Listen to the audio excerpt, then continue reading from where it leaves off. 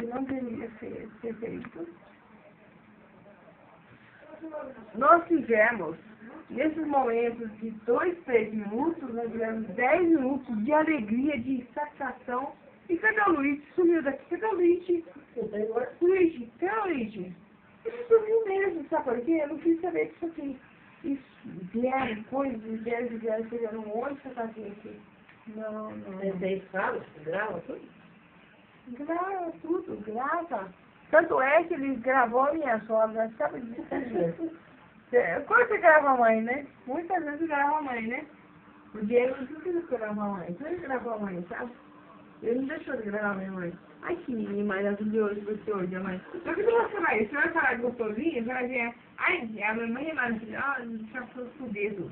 Não pode. Tem que ser bonitinho e fazer as coisas certas. E ser certo. De merda. Merda enquanto na rua. Tá? Tá bom? Enquanto na rua qualquer um. Você que não sei. E tá sendo mesmo. Pode, mesmo não. Foi muito foda. Mesmo não. Certo lá. Tá sendo mesmo já. Mesmo. Mas eu quero umas coisas que... Diego, não pode interferir naquilo que eu captei agora. Não, ele não tá fazendo nada, ele tá brincando. Quem? Não, eu sei. Eu tenho um outro vídeo, eu captei um negócio aqui, mãe. Uma coisa assim, antes. Mãe, eu captei um negócio antes. Ele gravou antes? Uma lesma?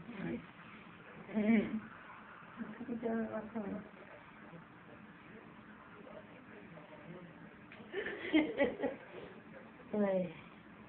Pequenininho e grava tudo, né?